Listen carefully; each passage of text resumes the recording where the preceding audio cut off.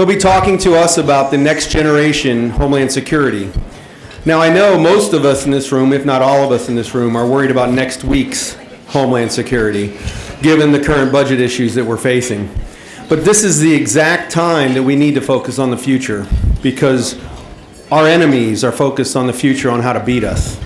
So with that, I want to introduce John F. Morton. He's a senior national security analyst with Griffin Technologies, supporting the Navy's Aegis combat system modernization for the PEO integrated warfare systems. He is also the strategic advisor to domesticpreparedness.com and was a distinguished fellow and the Homeland Security lead for the Project on National Security Reform. With over 25 years experience in complex national and homeland security issues, he has consulted and conducted independent research and analysis for, among others, BAE, Technology Strategies and Alliances in conjunction with the OSD Office of Net Assessment, Lockheed Martin, United Defense, Business Executives for National Security, Forecast International, the Center for Strategic and International Studies, and the National Defense Industrial Association. Mr. Morton has been extensively published and has written for virtually every major defense publication. His most recent book for the Naval Institute Press is Next Generation Homeland Security, Network Federalism and the Course to National Preparedness, which was sponsored by a grant from the Smith Richardson Foundation to the Center for the Study of the Presidency and Congress. Previously, the Naval Institute Press published his Mustin, A Naval Family of the 20th Century book, a title that is on the CNO's book list for leadership and management. Without further ado, John. Thank you, Rick. I'm going to go right to the slides because we have a short amount of time, and I want to introduce my colleague Dennis Schrader to talk about things that are near and dear to everybody's heart in terms of the acquisition and grant reform issues that are going to relate to Homeland Security. I want to give a little background to the study because despite the glowing biography that Rick had given us, I want to emphasize that bullet that the Project on National Security Reform Homeland Security team that I was able to assemble was 60-plus Homeland Security practitioners, and this bullet, the little bullets down below, emphasize that they all had operational experience and line authority to execute Homeland Security missions. They were men and women who came to the team representing the broad range of federal, state, and local. The disciplines were law enforcement, fire service, etc. In other words, those of you that are going to read the book, and I understand it's available for a number of people here, I want you to go to the acknowledgments page, because what I'm about to brief to you is really their insights. I'm just the messenger, and so despite all of the biographical stuff, I am not a Homeland Security practitioner. My goodness, I wish I was, because I think it's the most exciting field to be in today, and there's a great need. But the insights that are in the book are not mine.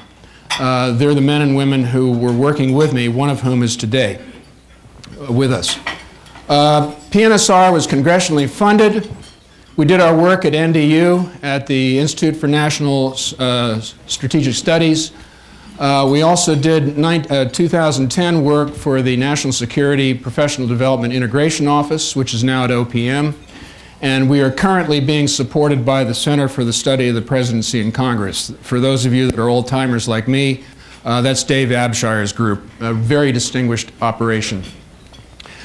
I want to give you a little background on where Homeland Security begins.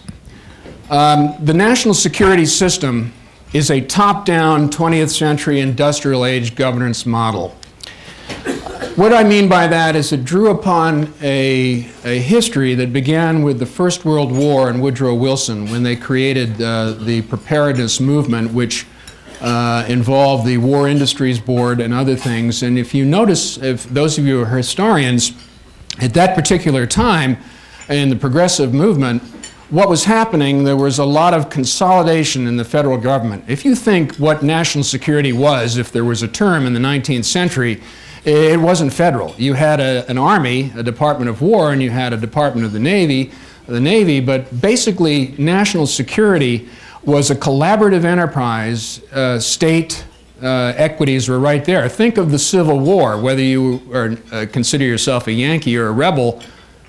Who were the units that were represented there? You know, they were Maine, they were Tennessee, they were South Carolina. In other words, this federal-centric governance approach that came about with the National Security Act of 1947 and was honed with the Goldwater-Nichols legislation in 1986 was a federal-centric government solution. So therefore, what was informing Homeland Security in 2001, when it came about, was the idea that you had two different approaches you could take. You could go with a lead federal agency, or you could go with a White House interagency czar. So first-generation Homeland Security governance, the legal instruments that created the Department of Homeland Security and ODNI were primarily focused on federal interagency structures and processes. As you can see from the slide, DHS came from 22 agencies, lead agency. ODNI came from, for overseeing the 17 existing agencies, that's a czar, right? The problem is that the federal-centric Homeland Security governance system that we have today, I put it to you, is a single point of failure.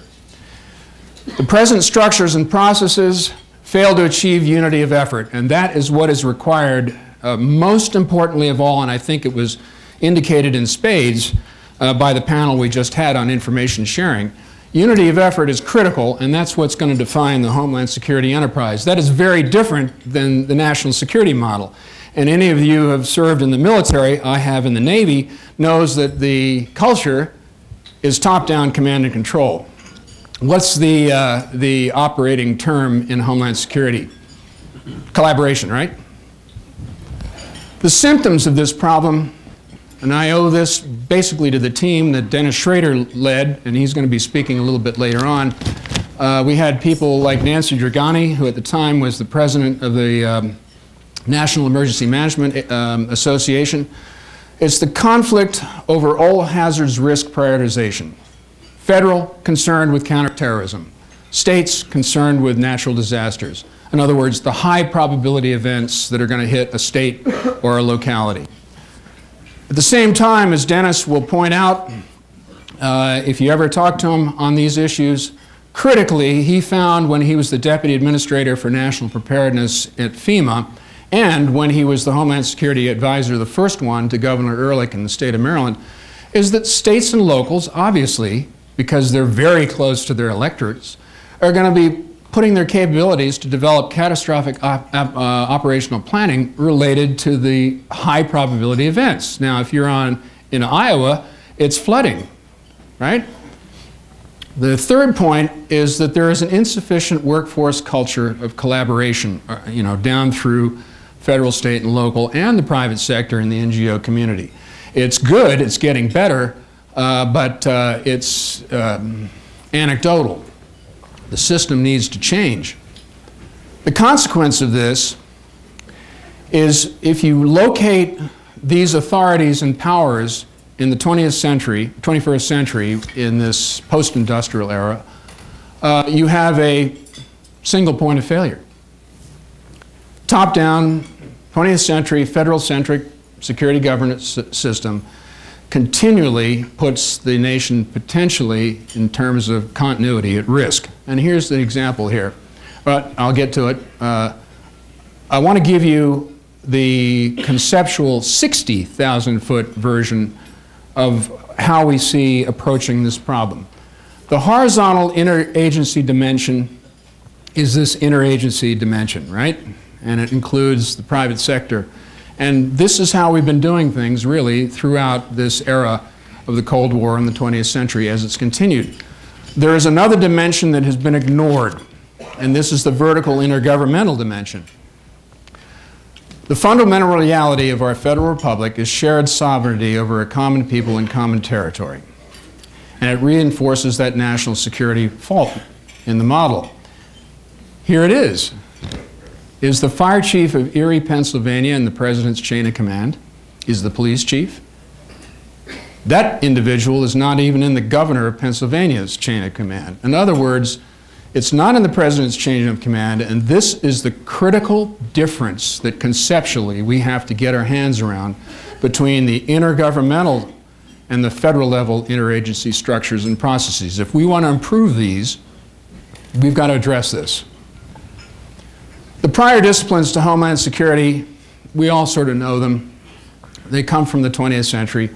Mobilization, well, believe it or not, in FDR's time, the Office of Emergency Management in the White House addressed mobilizing industrial resources for preparation for war. But here it is today. A colleague of mine, Debbie Van Opstal, who was one of the great experts in the 90s on the defense industrial base, some of you might remember her or know her, and also S&T policy, she wrote an article for Davos. And she defined system disruption. And I don't know if you folks in the back can read this, but essentially it's the complex interdependencies that we all live in today that make for cascading failures. And what I would like you to think about, instead of counterterrorism or all hazards, is think Fukushima. What about national continuity in Japan when that happened? As was discussed today, Dennis and I came back from the GSAC meeting, that's the Governor's Homeland Security Advisors meeting, where all the Homeland Security Advisors met at FLETC last month, and cyber was the main issue that they said was the threat which we have. Well, if we had a cyber meltdown for whatever reason, you know, we'd have a Fukushima on our hands. How would people get gasoline? How would they get money out of an ATM? The causes, I put it to you, and I'm reflecting the insights of Nancy Giuliani, who is the emergency management guru in Ohio, is it's really a question about organizing for the effects. So the causes are not quite so important. It's the effects if we're talking about continuity. Terrorism, accidents, criminal activities, acts of God or Mother Nature. The solution is where Governor Ridge was trying to go when he was setting up his mini-me's when he was at DHS, is network governance, okay? Networks, says Tom Ridge, empower people, a nation with a self-reliant citizenry. Does that sound like 1789 or what? That's not a bad thing. What did we just hear on information sharing? It's all local, it's beginning local, it's bottom up. A self-reliant citizenry makes not for a single point of failure, but rather competitive advantage and continued global engagement. This is getting on the level of resilience. Now, what our team was proposing and is proposing is not necessarily at odds with where the federal government is going in this conception of the Homeland Security enterprise. The Quadrennial Homeland Security Review of 2010 talked about expanding Homeland Security conceptually to Homeland Security and resilience. Presidential Policy Directive 8 talked about an integrated all-of-nation approach. Craig Fugate talks about bottom-up. There we go with bottom-up again, and he speaks of community resilience networks. And the QHSR talked about the workforce aspects, building a Homeland Security professional discipline. Develop the Homeland Security community of interest at all levels of government as part of a cadre of national security professionals. DHS FEMA had a task force in 2010 that Katie Fox led, and it talked about moving towards empowered regional nodes. Notice the term down at the bottom in that first bullet, providing non-federal officials the means for policy initiation, policy review, and policy implementation and monitoring. That's a quote. Note the term policy initiation. Are states and locals initiating policy as it pertains to Homeland Security right now? I just leave that question for you. Do they initiate it, or do they react in the process to something that the feds put together? Public-private partnerships are already embracing this concept of regionalization, and in FEMA Region 3, the NCR is one example, the National Capital Region, the way they work about things, and also the All Hazards Consortium, which are the 7 states in the Mid-Atlantic region that are coming together with the private sector. We say there's a threefold solution. We want to push the bounds a little bit. We've got an administration that embraces the idea in its declaratory policy, but we need to actually implement and execute that. We need to engage industry, private sector, and NGO mission partners. That's a lot of you here. We need to establish the federal government's constitutional responsibility for resourcing and facilitating regional intergovernmental administration of national preparedness activities. Here's where the rubber is going to hit the road as far as the Homeland Security industrial base and all the folks that are trying to make a living on this with their technology provisions. We think that a lot of this stuff, where appropriate, should be a substitute for preparedness grants. In other words, some direct federal appropriations through cooperative agreements and the like. In other words, something that you can budget on instead of the politics of grants. The other piece of this is we think we need to, a la Goldwater-Nichols, really put some meat behind an effort to develop a Homeland Security workforce. It was in Executive Order 13434. This joint duty requirement as a naval officer, I did experience the resistance to doing things on the beach with the Air Force. But once the CNO said that if you ever want to screen for flag, you had to have a joint duty assignment, suddenly the Navy finally turned to. And I know a lot of you folks remember that. Last bullet, this is the recommendation. Establish in each region a unified staff equivalent to the joint staff in DoD for regional preparedness. The means to do this already exists. There is the Intergovernmental Personnel Act.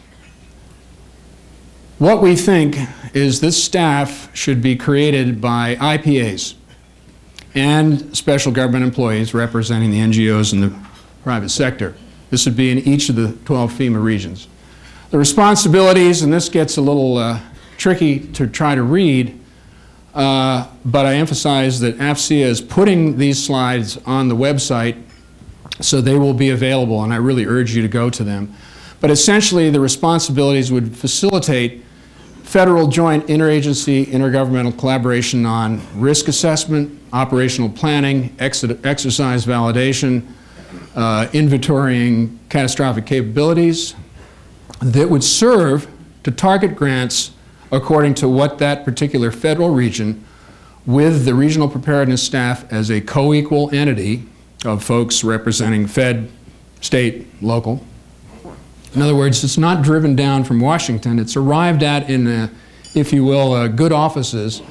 It wouldn't be FEMA-led. It would, it would be a collaborative effort. Regional evaluations and self-assessments informed by regionally determined performance metrics. Again, if you're in Iowa, are you going to focus on the IED? Probably not. The membership, and again, don't worry about trying to read that, is as you'd expect. If you want to think about this, you design what the regional preparedness staff ought to look like and who should be there. Should it include the Coast Guard Area Maritime Security Committees? Yeah, I think so. U.S. attorneys. So all of that's possible and would be, again, regionally determined according to how they perceive their risk prioritization. The action for the executive branch we're looking for is either under statute or existing authorities to create, empowered, and resource the preparedness staffs we're recommending, to reprogram FEMA funds to develop the concept. In other words, let's get this thing underway and let's be able to plan on it rather than some sort of grant mechanism. And obviously, in this budget times, we need it to be at cost benefit, or as a minimum, be budget neutral. Think about how much time federal, state, and local folks have to spend to do grant requirements, reporting requirements, the Mother May I stuff. What about if all of this is done collaboratively in that regional preparedness staff so you don't have all of that folderol? Congress, we are working with Governor Ridge and others, in particular with the House Committee, to have hearings on these sorts of concepts as they look at grant reform and other things. And I think probably the first real effort, if we can get it through, is to try to have GAO do a cost analysis to compare the approach we're trying to do with how it exists, and including the costs of managing preparedness grants. Current efforts, Dennis and I and others are working with the Center for the Study of the Presidency. We're working with the National Governors Association, which is why we were down at FLETC. As I say, we're partnering with Ridge Global, and this is just an association. There's no money transactions or anything like that. It's just basically people pro bono trying to make a difference. And lastly, domesticpreparedness.com, which is information services for the Homeland Security community. It started in 1998, and I was part of trying to get that underway. I don't know if people can read that, but Dennis and I worked on a study called the DOM Prep Action Plan, building resilient regions for a secure and resilient nation. What we wanted to look at was take this federal-state model where there's that interface and say, well, it should also work at the state and local. In other words, many states are doing regional resilient structures. Let's see if we can capture lessons learned and best practices and see ways that the states and their localities can work this kind of federal, network-centric approach in their own states. There's the website. If you can't see it in the back, sorry, please go to AFCEA's website and you'll find it. And lastly, this is where I think you will get very interested if you were kind of falling asleep on that academic presentation, which I hope you weren't. I want to introduce Dennis Schrader. Dennis is exactly the kind of Homeland Security professional that I think we're going to see in the future. He comes from a Navy career where he was in the Navy as a commissioned officer. He had experience in industry with the automobile industry. He also managed the operations for a health system in the Baltimore area, was Governor Ehrlich of Maryland's first Homeland Security advisors, so he set up the Homeland Security governance, if you will, for the state of Maryland, and there he was plucked to FEMA to be the Deputy Administration for National Preparedness. Dennis, thanks for being with us. Thanks, John. We're just going to briefly go through this concept of grant reform, and this is what I call reading the tea leaves, meaning that we're trying to figure out where do we think this thing is going. You could probably disagree with some of this, but that's okay. That's what we're putting it out there. But based on the thoughts that John has collected in the book, you start to look at where grants are going. There's been a $36 billion investment, at least in the last decade, and the question is, how do you sustain that? We've already seen a decline in the grants as they've been dropping over the last couple of years, which really could have been predicted and probably expected. And of course, as John mentioned, there'll be some congressional hearings. But one of the things that we want to leave you with is everybody in this room, we believe, is what we're calling the Homeland Security Industrial Base. And if you think about it, you had the defense industrial base that evolved over many years.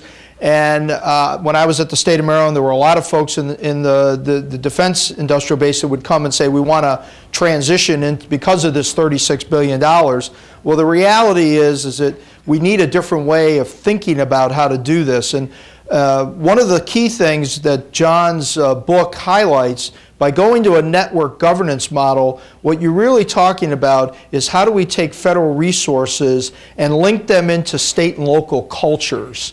That's a very different kind of work, and it's not the traditional work that we've experienced if you've been doing primarily federal contracting work. Now, one might look at this drop in grants and say, isn't this awful, and we're going into an era that's really in decline. I would argue that this is all part of a change process, and for those folks in what I call the Homeland Security industrial base that are innovative and can embrace this kind of thinking, there is a lot of opportunity out there in the future. Just give you a couple of examples. In some of the work we've been doing in the Mid-Atlantic with the, as John mentioned, the All Hazards Consortium, one of the states in the Mid-Atlantic have said one of the most important things they need to do is to be able to recover power and have infrastructure and private sector owners come up faster and really rapidly increase the recovery cycle. And there's been a lot of work done. And DOE, Department of Energy, came into Philadelphia, and we've been pulling the private sector owner-operators together from the state level in meetings to talk, and working with the states to figure out how do you accelerate the pace of things like fleet movement. So during, you have a lot of mutual aid. Our whole NIMS, National Incident Management system, is built on the concept of mutual aid. And so for the power industry, if you were to talk to guys like John Shaner from PHI, he will tell you that they literally have millions of dollars per hour on the line during these, because people are coming from all over the country. And so for the states to be able to accelerate that pace, working collaboratively with federal agencies helping to figure out how to do that, that's one area, and that came to pass in Sandy. I'll give you another example. Use Satellite provided data through the consortium that they distributed, and this is where this whole notion of a distributed network becomes very important. They were able to, in a matter of hours, provide data to the public safety providers and the folks coming from outside the state as to where was their power at gas stations, where were the hotels up, where were the food establishments up. And this kind of information was so important that it actually caused Secretary Napolitano to call Tom Moran, the head of the All Hazards Consortium, and ask the question, how did you guys do this? Well, it was a steady network development process over a long period of time. So I would argue that the Homeland Security industrial base is something that's going to evolve. The grants are going to continue to decline, but there is an opportunity for innovators to be able to figure out how do you take these federal resources, because the one thing the states don't have, and I found this in the governor's office, there's not an infrastructure for acquisition development like we're used to. So the whole notion of systems engineering, planning something over a 10-year cycle, coming up with you know, the 6.1, 6.2, 6.3, that doesn't exist at the state level. There's none of that infrastructure. But there are needs that and if you buy into the notion that the states are basically responsible for public safety and public health and are a key part of the vertical of the intergovernmental enterprise, part of the Homeland Security enterprise, that's a key untapped resource that is evolving. And I was very excited when I heard the Fusion Center panel. That was terrific to hear that kind of conversation. There needs to be a lot more of that. Things like the food industry, all of the lifeline sectors, the private sector has a major role to play. In government, we often talk about continuity of government. In the private sector, they talk about continuity of business also, but their thoughts are about revenue disruption and how do I keep the doors open. And so and often it's the CFOs and the chief risk officers that are working that in the private sector. So we have to create this network environment. We've got to train the next generation of national security professional that will have experiences in the private sector and the public sector at the various intergovernmental levels to create this network. This is that's a much cost-effective way, and the fact of the matter is that this $36 billion was table stakes for the future, but as I said, we're going to see that decline. Something has to change. So John, I'll turn it back to you. Thanks for letting me be. John, by the way, I got to give John a lot of credit, working closely with him over the last 4 years. He's done a phenomenal job. A lot of people from all over this country has put into this book, and John has a very special way of weaving it all together into something that makes sense. So I give John credit, and I'll sit down. Thank you, John.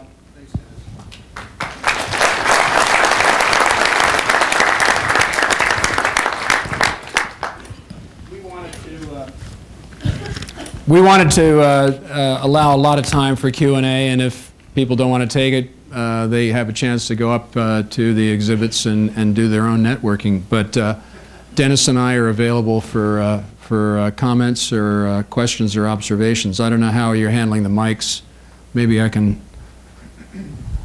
Oh, there we go. Anybody? I got it. Okay, I really like your idea. I've actually studied this a little myself. You talk about federalism, we really talk about regionalization. And I agree with all your concepts, but how do you deal with the map? If we just assume, I know you're going on a FEMA model, but that doesn't work for everybody. Coast Guard's different. We see water as boundaries. They see them as highways. Other factors in are like U.S. District Court. So is a FEMA model the best way to go about regionalization? I guess I better... No, I'm still on. Probably not. I think that's kind of third generation.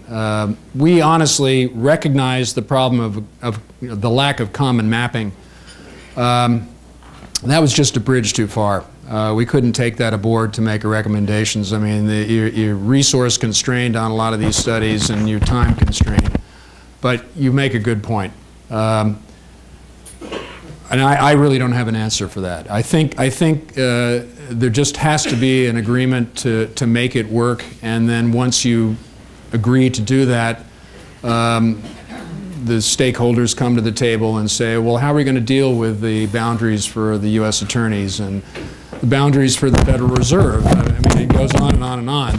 There is a common mapping issue. And I wouldn't presume, I don't know, Dennis, if you had some thoughts. John, let me just add, the thought process here, and your question actually points to this. If you think of the fact that the state, it becomes state-centric rather than federal-centric, then it's really that you organize around the regions of states, however that works, and let the federal government come to the regions. And I've seen this over and over again in the Mid-Atlantic. We hold a conference on rail security and bring all the private rail providers together. The federal government agencies that need to come, and they bring their private sector vendors and capabilities to that process. But if we think of it as state-centric, then that gets us around the issue of the map. And because you're right, that can be a problem if you start from there. Oh, sorry. Yeah.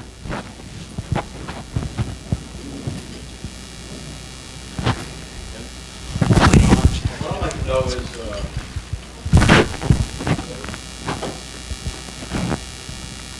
what I'd like to know, I'm Sandy Harder, and I was Governor Ridge's Chief of Staff for Operational Integration, 2003, 2004. Are you familiar with the Regions study? Oh yeah, yeah. So you looked at that. Well, we couldn't get that. FEMA wouldn't release it. It's on the shelf. Well, it shouldn't be FEMA. DHS. No, I beg your pardon. Yeah, DHS FEMA ops. fought us the whole time because what we were doing is we were thinking outside the box. We were looking at all the 22 agencies and the rest of the federal government and the state and local to bring them in to a region of about 55 people.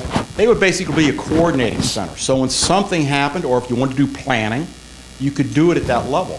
There is a lot of work that could be done. There's got to be a way to get to that study. You can save hundreds of millions of dollars. A lot of the work's been done. I think Bob Steffen was the one that was pushing that for Governor Ridge. And Bruce Lawler, yeah.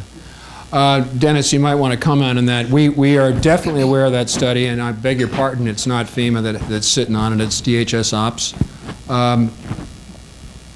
What we've decided, and remember we had that meeting with Ridge's staff, is that we back off trying to resuscitate that, but because that's going to open up a can of worms. What we will do is try to talk to as many people like Bob and Bruce Lawler and any others that were involved, and certainly if you give me your card, I would love to talk to you.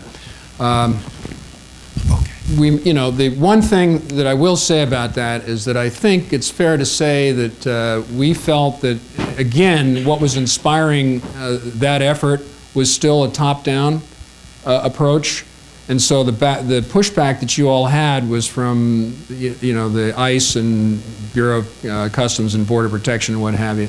So there was a lot of misunderstanding. I think it was probably an informed solution, and that's why Ridge likes what we're doing and is supporting us, because he sees we're carrying the spirit of that effort forward to create mini-me's, if you will. But the mini-me's in the regions, such as they might be determined, would be much more of a joint staff collaborative thing rather than federally driven. I think that's fair to say, Dennis. And there's a question over here, but I want one comment.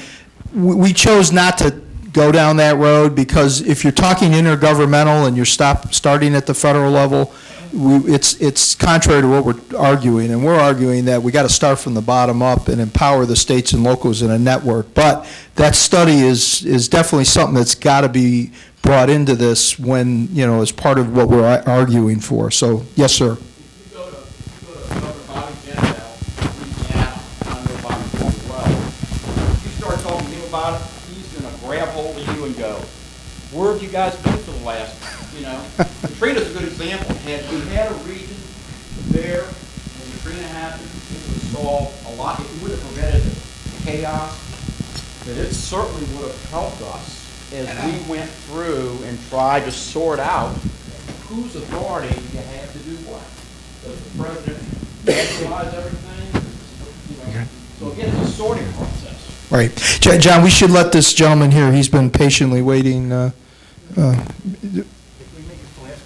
The last, yeah, we're being, this is the last question. I'm being given the hook here. Hi, I'm Lieutenant Colonel Wayne Fox from the New Jersey Wing of the Civil Air Patrol.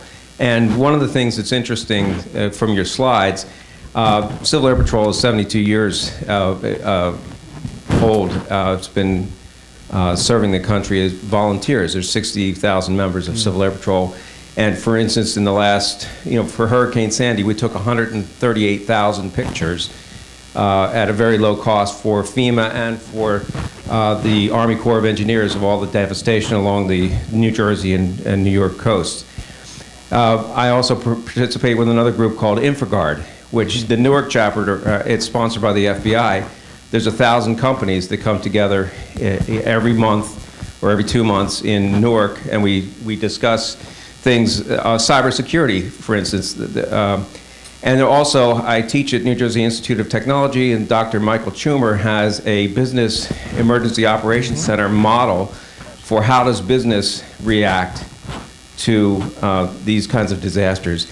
Where in your model does the volunteer and the organization, there's a number of organizations that are already existing that can support this activity, and it is, yes, on the very local level. One last example, we supported Operation Deepwater Horizon for 119 days. It cost the federal government about $350,000 for our services of flying these airplanes out over the Gulf and taking pictures. If we had used Coast Guard assets, no disrespect to the Coast Guard, if we had used their assets, it would have cost the government $21 million. So we have to be able to figure out how to do this much smarter in terms of using volunteers. Let me, because I know we're going to, what you just described is exactly the kind of thing we're arguing is what needs to be done. Actually, New Jersey as a state is one of the more innovative states. They've done a number of interesting things, but I would say that the reason we believe this network governance at a regional level is important is because that's how you create visibility and transparency around at the regional level of the efforts that you have. Whereas up to now in a lot of places it's ad hoc. So I'll stop there. Yeah, I was just going to say, yeah, absolutely what Dennis says. I mean, the other example would be RACES, the folks that are the ham radio operators. In our model, we definitely, that's why if you noticed in there, it wasn't just private sector, but it was the volunteer organizations as well, the NGOs. Could we get a round of applause for Mr. Morton?